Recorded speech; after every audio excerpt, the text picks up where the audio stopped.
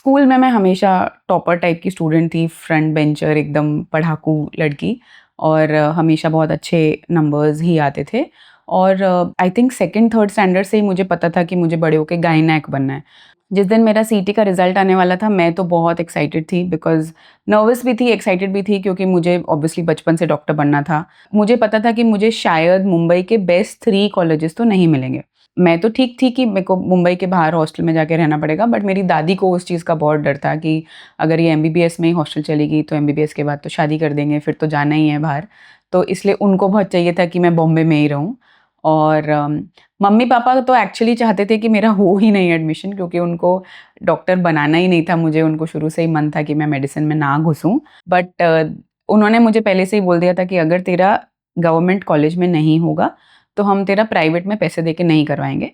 और फाइनली जब रिज़ल्ट आया तो 600 रैंक सुन के ये तो समझ गया था कि ओके, मिल तो जाएगा एमबीबीएस। बिकॉज़ मैं ओपन कैटेगरी थी, तो मुझे Rajiv Gandhi medical college which is Shivaji hospital Kalwa, वहाँ पे एडमिशन मिला। एमबीबीएस 5.5 साल का होता है, उसमें से लास्ट ईयर इंटर्नशिप होती है, बट उसके पहले 4 साल बहुत सारी पढ़ाई भी होती है, मस्ती भी होती है, कल्चरल एक्टिविटीज़ भी होती हैं, सब कुछ होता है। फ्रेंड्स के साथ ऑब्वियसली बहुत सारी मस्ती होती है। एंड आई थिंक ग्रेजुएशन के जो फ्रेंड्स हैं वो फॉर लाइफ रहते भी हैं आपके साथ। एमबीबीएस के फर्स्ट ईयर में जब हम गए तो सबसे पहले हमें एनाटॉमी डाइसेक्शन हॉल में ले गए थे, जहाँ पे बहुत सारी डेड बॉडीज़ होती हैं और आपको उनको डाइसेक्ट कर कर के एक-एक मसल, एक-एक बोन, एक-एक लिगामेंट के बारे में पढ़ना होता है। तो बुक में पहले देखो कि जैसे फॉर एग्ज़ाम्पल लोअर लिम्ब पढ़ रहे हो, तो बुक में पहले देखो कि ये स्किन काटोगे तो सबसे पहले ये वाला लिगामेंट आएगा, फिर उसको वहाँ पे काट के देखो कि एग्ज़ैक्टली कैसा दिखता है वो एंड ऑल दैट। स्मेल काफ़ी स्ट्रॉन्ग होती है फॉर्मेलिन की, बट ऑनेस्टली क्योंकि मैं तो बचपन से ही प्रेप्ड थी कि मैं डॉक्टर बनने वाली हूँ, तो मुझे तो सब कुछ में ही मज़ा आ रहा था।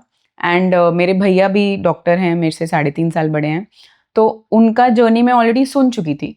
इसलिए मुझे तो कुछ भी ऐसा ये नहीं लग रहा था, उन्होंने पहले से ही बोला था कि देख आँख जलेंगी फॉर्मेलिन में, तो मैं प्रिपेयर्ड थी कि आँख जलेंगी। तो मतलब बाकी लोग बोल रहे थे, ओह माय गॉड! ये क्या हो रहा है? और मुझे ऐसा लग रहा था कि अरे! ये तो नॉर्मल है ना।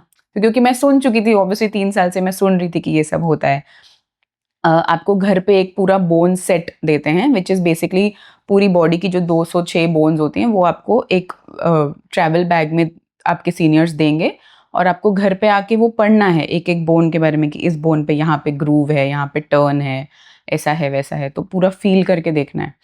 तो वो बोन सेट मैं ऑलरेडी देख चुकी थी मेरे घर पे क्योंकि मेरे भैया का था। सो इसीलिए मुझे तो ये सब मतलब मुझे ये सब बहुत नॉवेल नहीं लग रहा था, मुझे तो एक्साइटिंग लग रहा था बिकॉज़ मैं 3 साल से सोच रही थी कि मेरे साथ कब होगा। सो इसलिए ये एंड एक्चुअली क्योंकि मेरे घर वाले भी प्रेप हो गए थे, तो इनफैक्ट जब जैसे हम लोग के हिंदू कल्चर में होता है कि आप डेड बॉडी देख के आए हैं, तो आप घर आके नहाएँगे एंड ऑल दैट। तो मेरे भैया से ये सब एक्सपेक्टेड था, मेरी दादी बोलती थी कि अरे आज तू डाइसेक्शन करके आया, अभी जाके नहा के आ।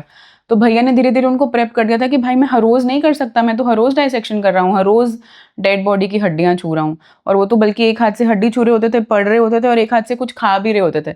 तो मेरे घर वाले भी एकदम प्रेप हो चुके थे, तो इसलिए मुझे इतना कुछ प्रॉब्लम्स नहीं हुआ। मैं तो खाली एक्साइटेड थी बिकॉज़ मैंने भैया को देखा था और मैं वेट कर रही थी कि मेरे साथ ये सब कब होगा।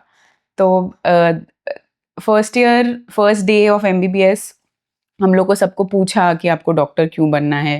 एंड टिपिकली सबके आंसर्स वही होते हैं कि मुझे लोगों को हेल्प करना है, मुझे पैसे कमाने हैं, मुझे फेम चाहिए, मेरे पेरेंट्स डॉक्टर्स हैं तो मेरे को उनका क्लिनिक चलाना है, ऑल ऑफ दैट। तो मेरा भी आंसर वही था कि मुझे तो बेसिकली लोगों को हेल्प करना, लोगों से बातें करना बहुत पसंद है।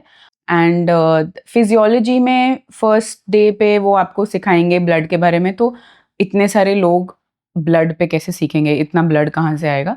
तो खुद को ही प्रिक करके और खुद ही के ब्लड को स्टडी करना होता है।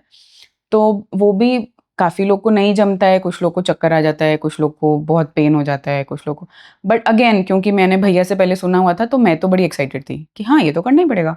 ये तो करते हैं, ये तो सब करते हैं। तो मैंने तो आसानी से कर लिया, मेरा कोई इश्यू नहीं हुआ। In fact I was also prepared कि हाँ, और लोग चक्कर खा के गिरेंगे, तो मैं तो पहले से ही वो सोच के ही गई थी कि हाँ, कोई ऐसे होएगा तो मेरे को क्या करना है उसको हेल्प करने के लिए, वो सब मैंने सोचा ही हुआ था। तो मेरे लिए तो it was actually very exciting कि अब मैं भी वो सब करूँगी जो मेरे बड़े भैया ने बताई हैं स्टोरीज़।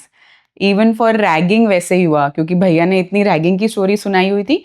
एंड ऑनेस्टली मेरी रैगिंग तो बहुत फन रैगिंग थी, मतलब it's not even ragging, just seniors के साथ इंटरेक्शन होता है, वो लोग टाइम पास करते हैं तुम्हारे साथ, तुम भी हंसो वो भी हंसो। अगर आप बहुत सीरियसली लोगे उस चीज़ को तो ईगो पे आ जाएगा, तो प्रॉब्लम हो जाता है। बिकॉज कुछ लोग की रैगिंग बहुत टफ होती है, इसलिए आई थिंक रैगिंग के अगेंस्ट इतना सारा लोग बोल रहे हैं, इतने सारे लॉज आ रहे हैं, विच इज़ करेक्ट।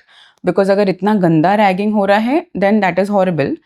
बट हमारा तो रैगिंग वाज जस्ट सीनियर से चिट चैटिंग करना, वो एक ऐसा टाइम पास। जैसे फॉर एग्जांपल अगर आपने बोल दिया कि आपको बैडमिंटन पसंद है, तो they will tell you to sing that song, ढल गया दिन टक, तो वो ऐसे करना है उनके सामने, बैडमिंटन खेल के दिखाना without a shuttle and a racket. तो आई थिंक अगर it is just fun innocent time pass that is happening, then it's okay. But if it's getting serious, then obviously there have to be strict laws about it. First year में actually patient interaction नहीं होता है। First year में हम लोग practically सीखते हैं, like I said, dead body पे या अपने खुद के ब्लड से या all of that. So first year में और फिर एक्सपेरिमेंट्स होते हैं माइक्रोबायोलॉजी के, एंड जैसे कि हम केमिस्ट्री में सीखते हैं, similar kind of experiments in a chemistry lab kind of thing, तो वो सब होते हैं फर्स्ट ईयर में। सेकेंड ईयर से पेशेंट इंटरेक्शन शुरू होता है, जिसके लिए मैं तो बहुत एक्साइटेड थी, क्योंकि मैं तो डॉक्टर बनी ही इसके लिए थी, क्योंकि मुझे पेशेंट से इंटरेक्ट करना था। तो सेकेंड ईयर से हम लोग क्लिनिकल राउंड्स पे जाने लगते हैं, पेशेंट हिस्ट्री लेना सीखते हैं कि पेशेंट से। सो सबसे इम्पॉर्टेंट यही है कि आप पेशेंट से बात करके उनकी प्रॉब्लम समझो। प्रॉब्लम नहीं समझेगा तब तक डायग्नोसिस नहीं आएगा। तो वो हमें सिखाने लगते हैं सेकेंड ईयर में कि वो कैसे करते हैं। उसके लिए ऑब्वियसली हमें बुक्स पढ़नी पड़ती हैं, पेशेंट से जाके बातें करना पड़ता है, प्रैक्टिकली सीखना पड़ता है। कुछ पेशेंट्स बहुत स्वीट होते हैं, उनको समझ आ जाता है कि ये बच्चे लोग हैं, तो वो हमें बहुत पेशेंटली अपनी कहानी बताते भी हैं। इनफैक्ट जैसे मुझे याद है, मेरे जो फर्स्ट पेशेंट थे जिनका मैंने क्लिनिकल हिस्ट्री लिया था, दैट वाज अल्कोहलिक पेशेंट। उनका लिवर एकदम ख़राब हो चुका था, एंड वो ओनली अर्निंग मेंबर थे घर के। तो उनकी वाइफ उनके साथ आती थी, बहुत सैड रहती थी, बिकॉज़ पता था कि अब नहीं कुछ हो पाने वाला, इतने पैसे नहीं थे कि लिवर ट्रांसप्लांट कर लें। तो अब बॉडी में पानी भरने लग गया था, तो शी न्यू कि अभी ज़्यादा टाइम नहीं बचा है।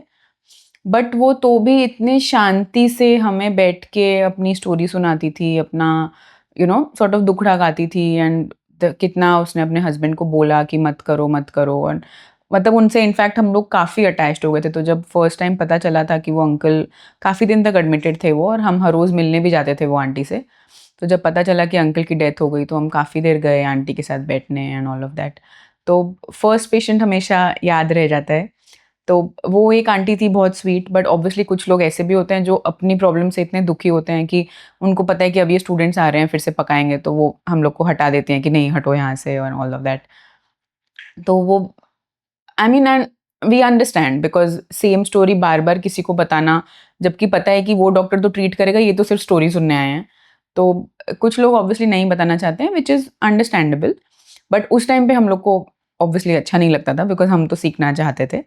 तो हाँ, अब मैं इतने साल बाद सोच सकती हूँ कि हाँ, अगर मैं भी होती तो मैं भी इरिटेट हो जाती कि बार-बार, बार-बार पूछने आ जाते हैं, वैसा। तो second year, third year and final year, तीनों ईयर्स में हम लोग को पेशेंट इंटरैक्शन करना होता है, एंड पेशेंट से हिस्ट्री लेना सीखना होता है, और फिर उनको एग्ज़ामिन करना सीखना होता है कि जैसे फॉर एग्ज़ाम्पल अगर सपोज़ ब्रेस्ट कैंसर का केस है, तो आप एक्चुअली पेशेंट को टच करके वहाँ पता लगाइए कि ये वाले एरिया में गाँठ फ़ील हो रही है। कैसे टच करना होता है ताकि पेशेंट भी अनकम्फ़र्टेबल ना हो और आपको भी पता चल जाए अप्रॉक्सिमेट साइज़ क्या है, हार्ड है, सॉफ्ट है, ऑल ऑफ दैट। तो वो सब हमें धीरे-धीरे ओवर द ईयर्स सिखाते हैं। एमबीबीएस की journey actually girls and boys के लिए बहुत अलग नहीं होती है, बिकॉज़ बेसिकली सब स्टूडेंट्स ही हैं, सब लोग पढ़ रहे हैं। एक ऑब्वियसली डिफरेंस जो बहुत स्टार्क फ़ील होता है, वो ये है कि तुम भी व्हाइट कोट पहन के घूम रहे हो, तुम्हारे साथ वाला लड़का भी व्हाइट कोट पहन के घूम रहा है, और स्टेयर्स पे चढ़ रहे हो, वार्ड में चढ़ रहे हो, कहाँ पे भी चल रहे हो, तो उनको देख के पेशेंट या वार्ड बॉय या सब लोग उनको डॉक्टर बोलेंगे और तुम्हें नर्स बोलेंगे।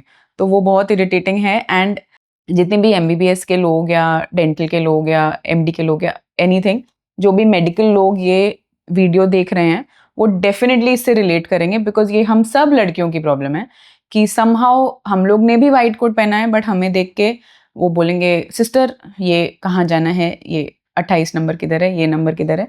और शुरू-शुरू में तो बार-बार उनको करेक्ट करने का मन भी करता है कि मैं सिस्टर नहीं हूँ, मैं डॉक्टर हूँ।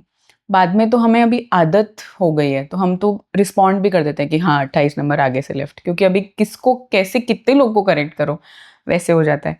तो वो एक थोड़ा-सा अजीब लगता है कि लोगों की मेंटालिटी कब चेंज होगी कि बाबा लड़कियाँ भी डॉक्टर्स हैं, हमने भी वही एग्ज़ाम दिया है, हमने भी उतनी मेहनत की है। तो एंड शायद लड़कियों का स्ट्रगल ज़्यादा होता है बिकॉज़ आई मीन पढ़ाई के साथ आपको और भी बहुत सारी प्रॉब्लम्स हैं, आपका मंथली इश्यूज़ हो रहा है, आपका मूड स्विंग्स हो रहा है, ब्लोटिंग हो रहा है, पीरियड्स चल रहे हैं, all of that. So I am sure कि लड़कों का भी स्ट्रगल होता है, I am not saying that, but लड़कियों का ज़्यादा होता होगा, आई एम अज्यूमिंग, शायद क्योंकि मैं लड़की हूँ। तो मुझे ऐसा लगता है कि एटलीस्ट उनको डॉक्टर तो बुला लो अगर वो सेम उसमें पढ़ के आ रहे हैं, सेम एग्ज़ाम क्लियर करके आ रहे हैं। बट अभी वो मतलब अब तो हँसी आती है एक्चुअली ऑनेस्टली अगर कोई सिस्टर बोलता है तो, क्योंकि अब कितना इरिटेट हो एक ही चीज़ पे, वैसा। एमबीबीएस के एग्ज़ाम्स तो मतलब आई थिंक 1000 एग्ज़ाम्स होते होंगे ऐसा लगता है मुझे, बिकॉज़ हर साल में 3-3 बार एग्ज़ाम्स होते हैं। हर 3 बार जो एग्ज़ाम हो रहे हैं एवरी टाइम मल्टीपल सब्जेक्ट्स हैं। तो अ, आपकी लाइफ़ एक्चुअली एग्ज़ाम्स के बीच में ही you are living your life in between exams only. So basically ऐसा 2 एग्ज़ाम के बीच में थोड़े दिन जी लिया, फिर उसके बाद वापस एग्ज़ाम है, वैसा ही होता है पूरा एमबीबीएस का लाइफ़। पाँचों साल वैसा ही होता है। मेरे कितने सारे इंजीनियरिंग फ्रेंड्स सच में लास्ट मिनट जाके बुक खरीद रहे होते हैं। बट एमबीबीएस में लास्ट मिनट, जैसे मैं अपने आप को बोलती हूँ कि मैं बहुत लास्ट मिनट पढ़ाई करती थी, बट मेरा लास्ट मिनट भी 1-2 महीने पहले शुरू होता था। तो एमबीबीएस में लास्ट मिनट वो लोग होते हैं जो 1-2 महीने पहले स्टार्ट करते हैं, और अ, जो शुरू से पढ़ाई कर रहे हैं वो तो डे 1 से पढ़ाई कर रहे हैं। हमारी इतनी मोटी-मोटी बुक्स होती हैं, ऑब्वियसली पॉसिबल ही नहीं है कि आप लिटरली 1-2 दिन पहले स्टार्ट करो, वो पॉसिबल ही नहीं है। और बहुत सारी चीज़ें ऐसी हैं जो आप पढ़ोगे, समझोगे, फिर आप भूल जाओगे, फिर वापस याद करना पड़ेगा, फिर वापस भूल जाओगे। तो बड़े-बड़े नाम हैं, बड़े-बड़े ये हैं, एंड जब तक आपने उसका पेशेंट नहीं देखा होता ना, तब तक वो याद करना बहुत मुश्किल हो जाता है। इसीलिए मैं तो अभी भी अपने जूनियर्स को सबको यही बोलती हूँ कि मैक्सिमम काम करो। जितना आप काम करोगे उतना आपने वो आप मेमोरी में बना लोगे, बिकॉज़ आपने उसको देख लिया है एक्चुअल पेशेंट पे।